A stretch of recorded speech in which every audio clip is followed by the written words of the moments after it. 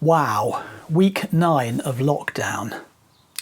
The British sculptor Rachel Whiteread recently said this about artistic colleagues that she's been talking to. Everybody is just feeling in limbo. All of the things that make us human have been taken away from us, things like choice and decision. It takes its toll. It's hard to concentrate. Everything feels like Groundhog Day. Well, I don't know if you can resonate with those sentiments. I certainly can. In the last week, I have heard this time described as the beginning of the end of lockdown, as the start of a new phase of lockdown. I've heard talk of a COVID-19 vaccine coming in September and of the possibility of no vaccine being discovered at all, of social distancing after lockdown continuing for a few months and social distancing after lockdown continuing in perpetuity. We truly are in the in-between, that place that's called liminal, that threshold place where one reality that we were inhabiting has ended and another one hasn't yet clearly emerged.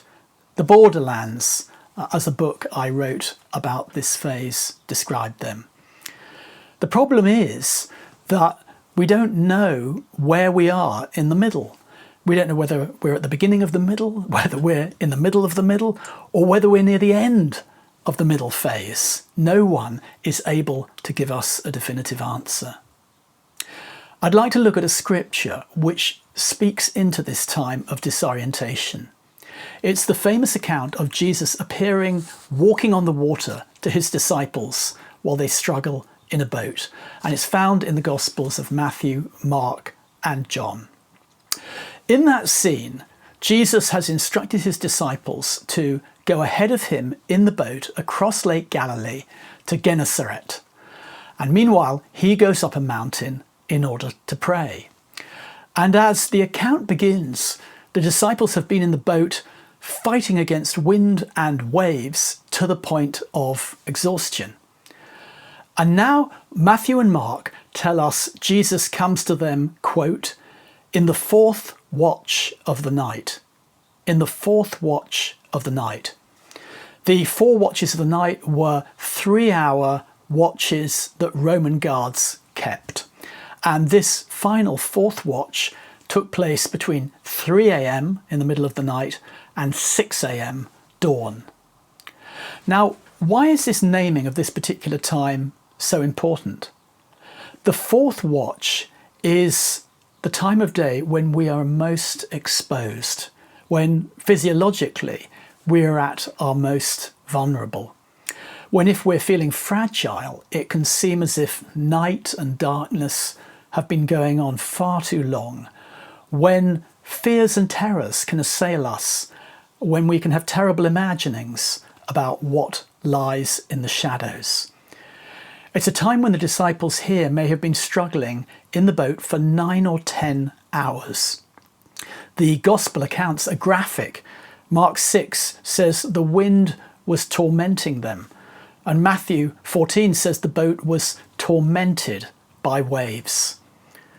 It's a time, the 4th watch, when people are often stretched between fear and faith, between belief and unbelief, when fear can threaten to overcome a person entirely.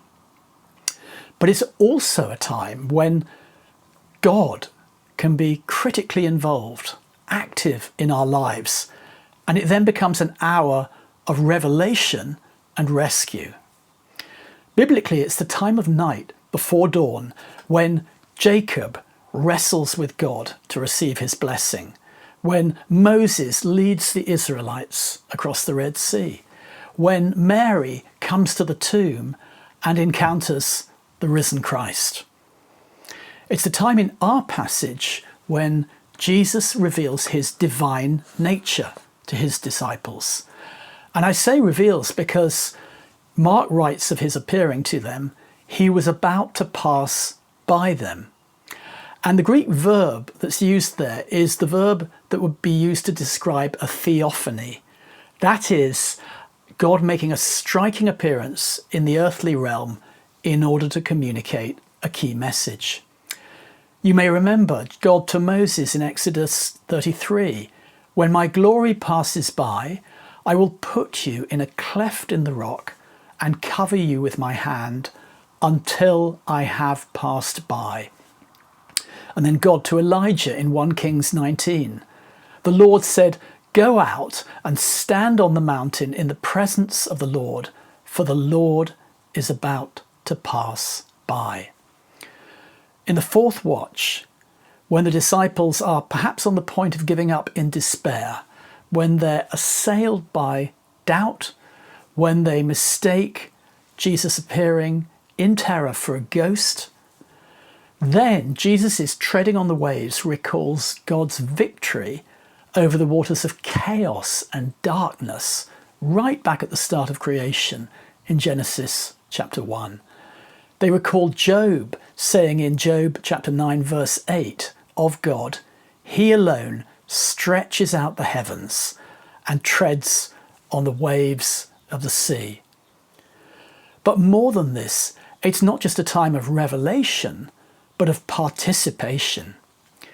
In the same moment that Jesus miraculously manifests his divine presence by walking on the water, he invites Peter to join him in the same realm, walking on the waves with him. In the fourth watch, in that time when there seemed no hope, Jesus gives the disciples opportunity to participate in his divine nature. And because their previous struggle with unbelief has been acute, the impact of what is happening now on them is profound.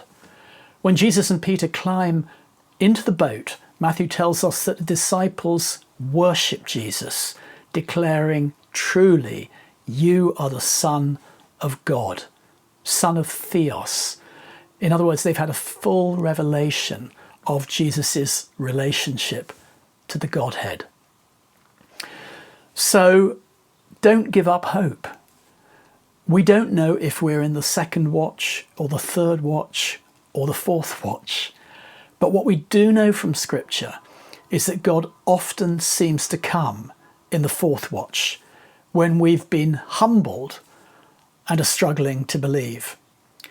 It's then that we tend to fully recognize the impact of God's revelation, its truth. Revelation rarely comes in the blaze of the noonday sun.